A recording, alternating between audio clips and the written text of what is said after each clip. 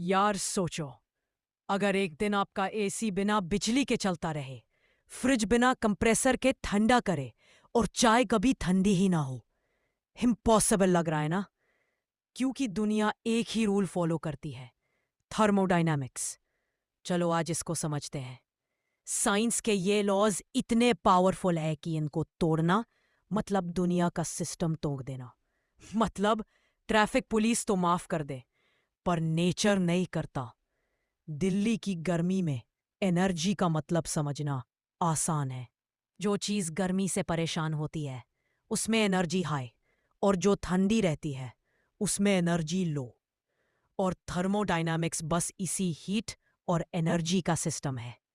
The first law of thermodynamics: energy can not be created और destroyed, only converted.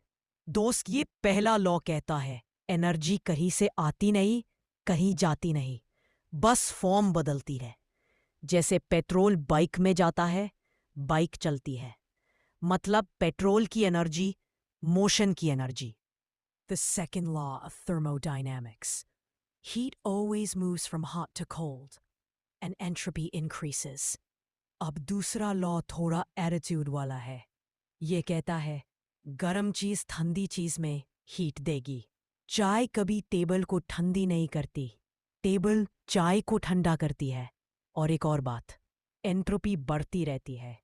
Easy language में, system हमेशा ज्यादा Messi होता जाता है, बिल्कुल दिल्ली की ट्रैफिक की तरह।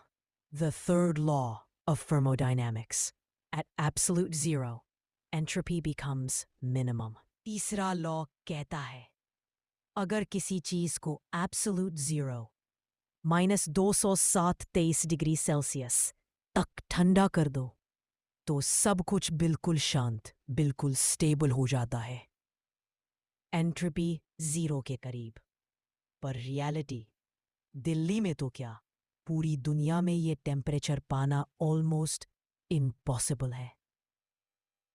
दिस बस बस 10 को पूरी दुनिया में ये टेम्परेचर पाना ऑलमोस्ट इम्पॉसिबल है। The zeroth law of thermodynamics: if A equals B and B equals C in temperature, then A equals C. Zeroth law simple है। अगर राजू और बंटी का टेम्परेचर सेम है और बंटी और टीटू का टेम्परेचर सेम है, तो राजू और टीटू का टेम्परेचर भी सेम होगा। इसलिए थर्मोमीटर काम करता है।